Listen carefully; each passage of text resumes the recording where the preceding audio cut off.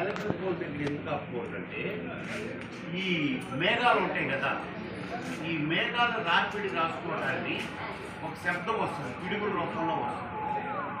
ఆ పిడుగుల రూపంలో వచ్చినప్పుడు ఆ కరెంట్ ఏంటంటే భూమిని తాకాలి. భూమి ఒక ఎత్తు, అందులో వాహనం హైట్ ఉంటుంది, అది కూడా ఒక ఎత్తు. ఈ వాహనానికి రబ్బర్ టైర్స్ ఉంటాయి.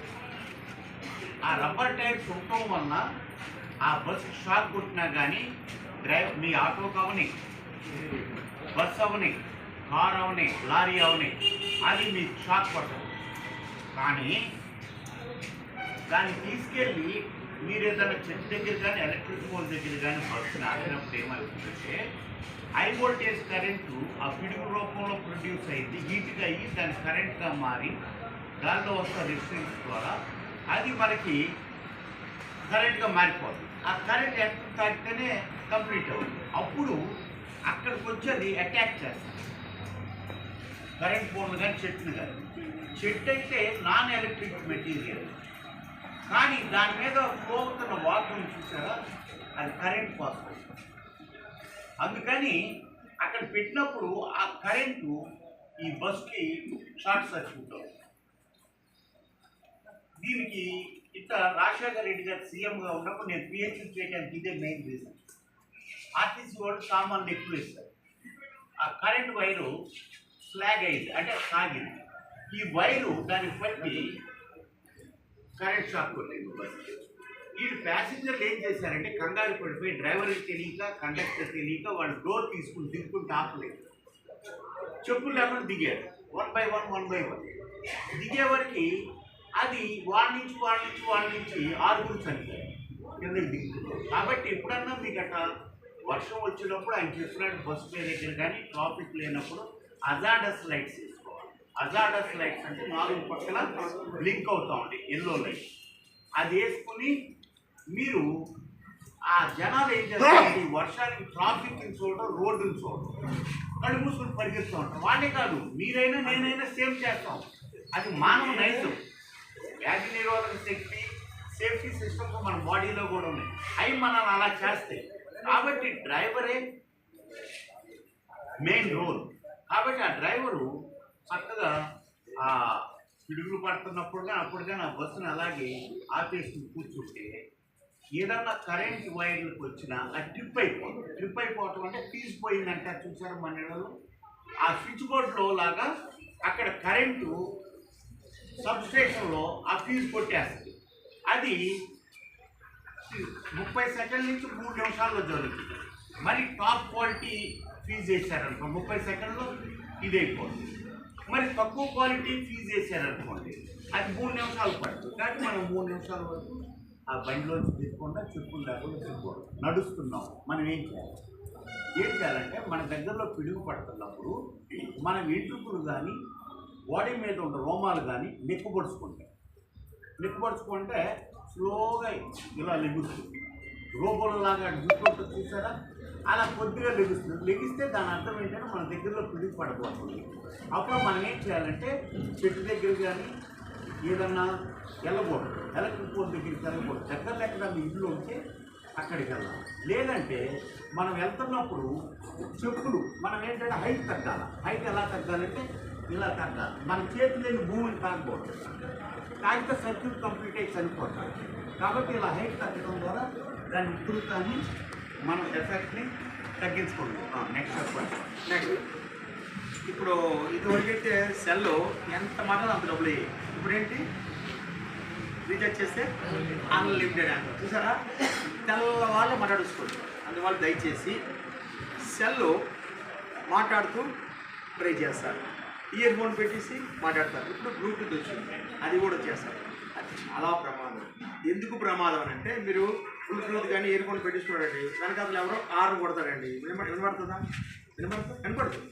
అందువల్ల నీ పని నువ్వు చేసుకుంటాం.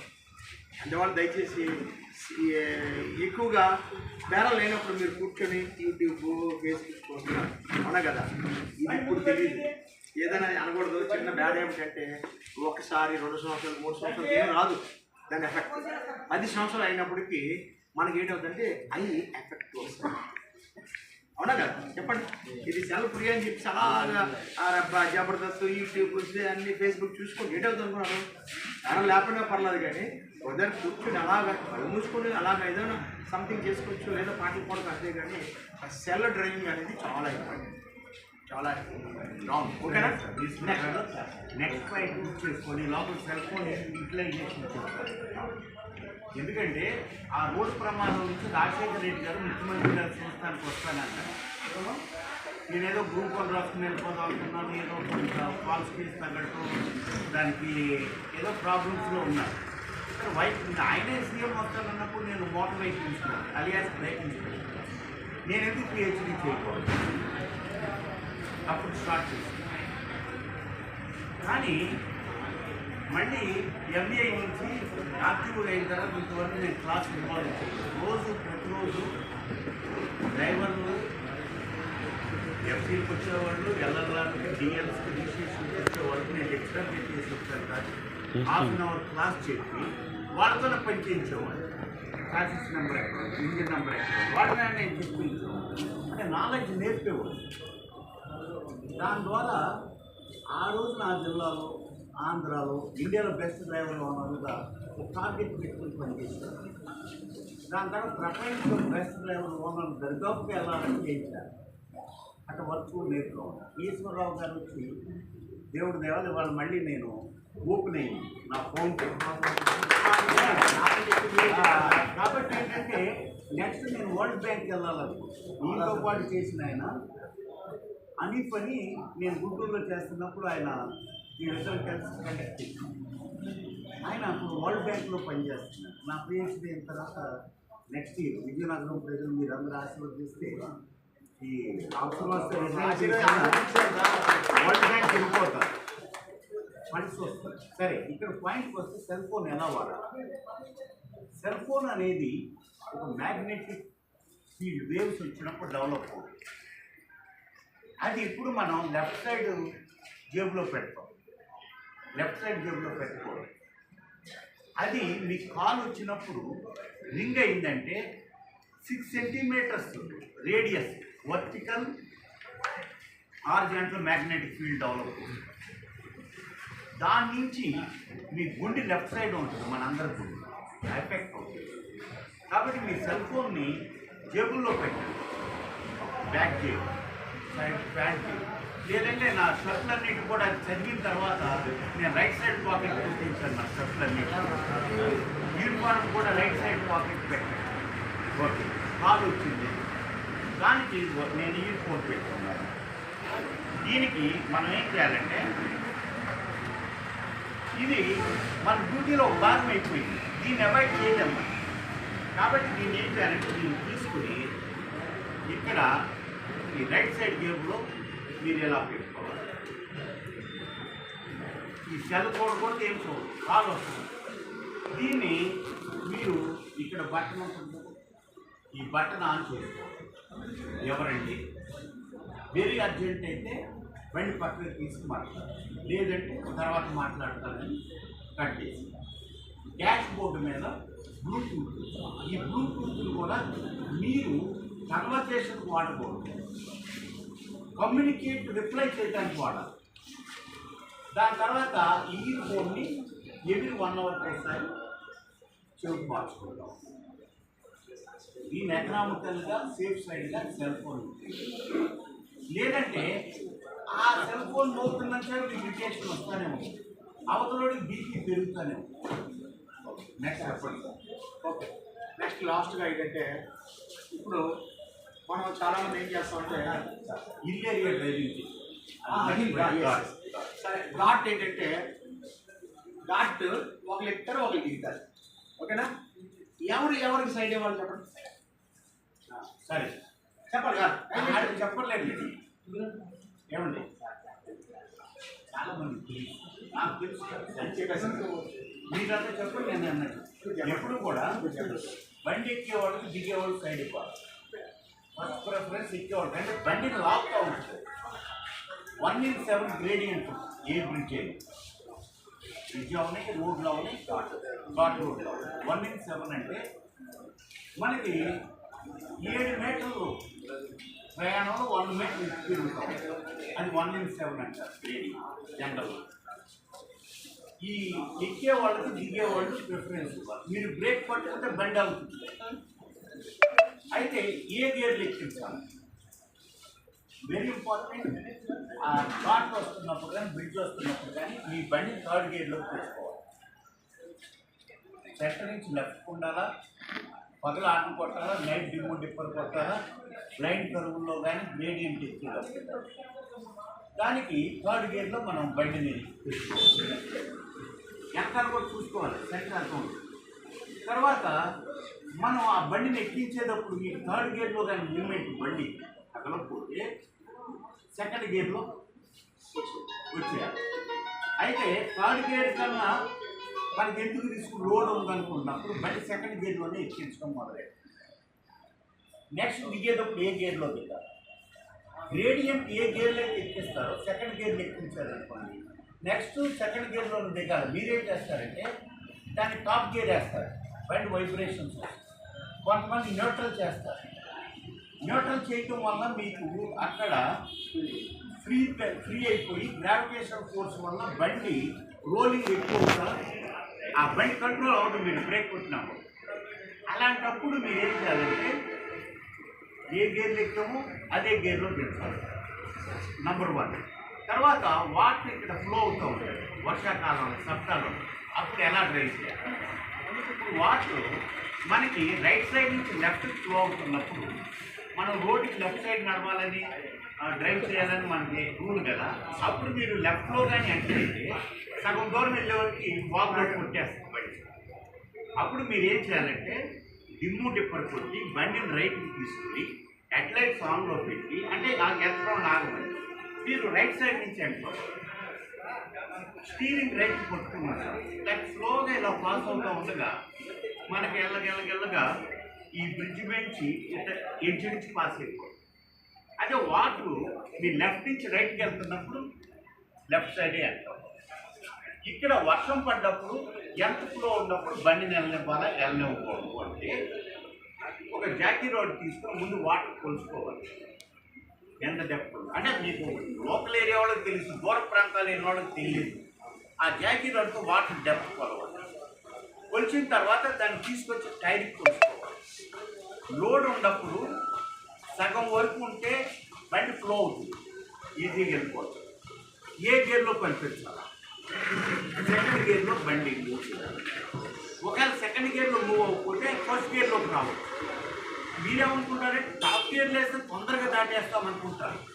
టాప్ గేర్లో స్పీడ్ పెరుగుతుంటే టాప్ తగ్గుతుంది. టాప్ అంటే ఏంటంటే బండిని లాగే శక్తి ఇంటూ పర్పెండిక్యులర్ డిస్టెన్స్. కోసే శక్తి ఆ లాగే శక్తి టాప్ అంటారు మన తెలుగు భాష.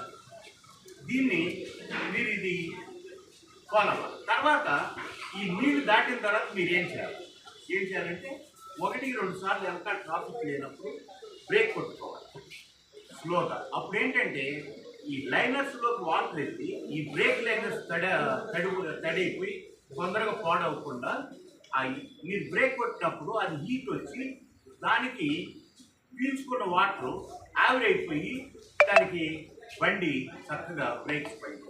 ఒకవేళ బ్రేక్ ఫెయిల్ అయింది, మెయిన్ బ్రేక్, అప్పుడు ఏం చేయాలంటే మీరు యాక్సిలేటర్ తగ్గించుకోవాలా, ఆ మెయిన్ హ్యాండ్ బ్రేక్ వేయాలి. హ్యాండ్ బ్రేక్ కూడా ఫెయిల్ అయింది, అప్పుడు ఏం చేయాలంటే రివర్స్ గేర్లో చేయాలి. అర్థమైందా సార్? Thank you sir. ఇలా సార్ ఘాటి సంఖ్య కూడా చెప్పేశాడు. ఘాటిలో 5 పాయింట్లు ఉన్నాయి. ఒకటి ఎక్కేటప్పుడు ఎక్కిన వాటికి దిగేటప్పుడు సైడ్ ఇవ్వాలి. 2 మనం ఏ గేర్లు ఎక్కువ ఆ గేర్లో దిగాలి. 2, 3 హార్న్ అనేది అటుపక్కను మన వెహికల్ కనబడదు, మన వెహికల్ కనబడదు. హార్న్ చాలా మంది కంటిని అలా పట్టుకోవడం, అలా పట్టుకోవడం, ఇలా కొట్టాలి, ఇలా కొట్టాలి. హార్న్ మీకైతే ఎలా ఉంటుంది కదా అలాగే. అట్లాగే ఎక్కేటప్పుడు ఏ గేర్లో అని చెప్పారు కదా సార్, చెప్పారు కదా, ఫస్ట్లో ఎక్కితే 2nd దిగిపోవచ్చు, 2nd ఎక్కితే 3rd దిగిపోవచ్చు. ఓకేనా? అట్లాగే మీకు సార్ చెప్పారు టాప్లో వచ్చేస్తారు, వచ్చేసి ఏంటి అవుతున్నారు, బైండ్ హౌస్ తీసుకోవాలి, పాడైపోయి మొత్తం బ్రేక్ ఫెయిల్ అయిపోతుంది. ఇవాళ టాప్ గేర్లో దిగకూడదు. మీకు అర్థమైంది చాలా ఇది. అట్లాగే లాస్ట్ పాయింట్ ఏంటంటే మీరు చాలామంది కొంత ఆస్తి ఉంటే గౌరవపడతారు, పేదవాడిని చూస్తే గొప్పవాడు గౌరవపడతాడు. అందం ఉంటే దాచుకోవాలి, డబ్బులు ఉంటే దాచుకోవాలి, మంచి మాట్లాడాలి. ప్రతి అవసరమైన అవకాశం ఉంటే సాయంత్రం లేదా మానేయాలి. ఒకరి మీద చేయడం, ఆడేలా ఇలా అనుకోవడం, ఫోన్లో మాట్లాడడం దయచేసి రేపు నీకు ఏమీ చేయొద్దు. ఓకేనా? మీ పని మీరు చక్కగా పని చేసుకోండి. ఫ్యామిలీ మనకు ఉన్నారు, ఈరోజు రేపు రాదు. ఈరోజు ఇందాక చెప్పాను, గొడవలోకి వెళ్ళకండి, హ్యాబిట్స్ తగ్గించుకోండి, తక్కువ మాట్లాడండి, ఎక్కువ వినండి, వెహికల్ లైఫ్ పెంచండి, రోజుకు 1 లీటర్ సేవ్ చేయండి. అంతకన్నా ముఖ్యంగా ఇందాక చెప్పాను మీకు, ఒక 10 రూపాయలు బ్రేక్ కుట్టడం వెనకాల ఇంపార్టెంట్. అందువల్ల ప్రయాణికులు విలువ కట్టలేని వాళ్ళు కనుక వాళ్ళ కోసం మీటింగ్లో ఉన్నారండి. నేను అలా పిఎన్ మాట్లాడుతున్నా, ఒక అరగంట తర్వాత చేయండి సార్. కదా, మనం చదువుకోలేదు కనుక, చదువుకుంటే రకరకాల జాబులు వస్తాయి కదా. ఏం కావాలి? దయచేసి డబ్బులు ఉంటే దాచుకుని, అన్నం ఉంటే దాచుకోండి. దయచేసి రేపటి నుంచి మంచిగా మాట్లాడాలి. మీరు మీ సేవా సెంటర్కి వెళ్ళండి, లేదంటే ఆర్టీ ఆఫీస్ గేట్ పక్కన మీ సేవా సెంటర్ ఉంటుంది, ఇక్కడ స్లాట్ బుక్ చేసుకోవాలి. రోడ్డు మంచిదైతే ఊరు మంచి. మీరేం చేస్తారంటే, ఒకడు వస్తాడు డబ్బాలు అడ్డపు అట్టంగా ఏ బ్రేకింగ్స్ పెట్టరా నీకు లైసెన్స్ ఇచ్చింది, ఈ జనరల్కి వచ్చేది వాడేమిటి నీకెవరు ఇచ్చాడు అంటాడు.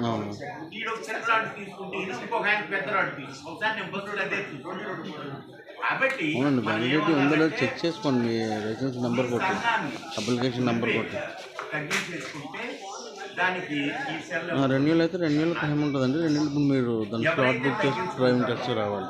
వాళ్ళు సహనం ఎలా వస్తుంది, రోజు పూజ చేయాలి. ఎలా పూజ చేయాలంటే, నా వాహనం వల్ల నా వాహనం, ఇతరులకు కానీ ఇతర వాహనాలు, ఇతర వాహనాల వల్ల నాకు కానీ నా వాహనానికి కానీ యాక్సిడెంట్ జరగకూడదు. నంబర్ 1. నంబర్ 2, నిశ్చిదైవం ఫోటో జేబులో ఉంటాయి. ఎవరైనా తర్వాత మీ యొక్క చక్కగా నీట్గా పెళ్లి చూపులప్పుడు ఎక్కువ ఫోటో ఉంటుంది, అది తీసుకుని జేబులో భార్య అమ్మని తగాదా పెట్టలేక వచ్చి మందు తగ్గించి బండి కూడా యాక్సిడెంట్. భార్య అవసరమే, తల్లి అవసరమే, ఇద్దరిని సమానంగా లేనప్పుడు ఇంట్లో వచ్చేవాపు చెప్పాలి, ఇంకేనప్పుడు దానికి వచ్చేవాపు చెప్పాలి. ఇద్దరిని ఎదురు పెట్టేస్తే ఎవరు అబద్ధం అంటున్నారో తెలుసుకోవాలి. చిటికల సమస్యలు పరిష్కారం అవ్వాలి. తర్వాత మీ కుటుంబ సభ్యుల ఫోటో కూడా పెట్టుకోవాలి. ఆడితో తగాదా వచ్చినప్పుడు ఈ ఫోటో చూడండి, ఎంతసార్లు వారానికి ఒకసారి పవిత్ర గ్రంథాలు వినాలి. ముస్లిం మౌనం, క్రిస్టియన్ హిందూ. అది ఎంతో ద్వారా ఏంటంటే మనం ప్రాణం తిరిగి అంటే ఈ షబుల్ ఫర్ ఎగ్జిస్టెన్స్ అందులో మీరు చాలా ఈ తీసుకోడు వస్తాడు, తీసు మానవ మనము వస్తాడు, తీసు ఇంకోడు వస్తాడు, సానమే మరి పరిష్కారం మాట. దానికి లాస్ట్గా మీకు ఒక మెడిటేషన్ లేదు 5 నిమిషాలు. ఇక అది జీవితంలో మీరు ఎక్కడికైనా వెళ్ళిపోతారు. ఆయన 6 నెలలు చెప్తున్నా సార్ దగ్గర సబ్జెక్ట్ ఉందని ఆయనకి తెలియదు. ఇదిగో సార్ రేపు సార్ ఎల్లుండి సార్, లేకపోతే ఆయన తీసుకొస్తాడు, నేను తీసుకొస్తాడు రెగ్యులర్. కానీ ముందు మీ లీడర్లకు నేను నేర్పుతాను, ఇది విజయనగరానికి నాకు ఆప్షన్ ఇవ్వకుండా ఇచ్చాడు, మంచి ప్లేసులు మంచి వెళ్ళాలి. దానికి పలానప్పుడు ఒక ఆర్టీఓ ఆజ్ఞానం చేసి వెళ్ళాను. ఇది ఒక గుడ్ మార్క్, వెరీ గుడ్. కాబట్టి ఇది మెడిటేషన్ అనేది ½ అవర్ మెడిటేషన్ 3 గంటలు నిద్రతో సమానం. ఇంద్రామోహన్ దగ్గరకు రావాలి. ఎందుకు చేయాలి మెడిటేషన్? ఎందుకు చేయాలంటే మీకు టెన్షన్ నిద్ర పడుతుంది.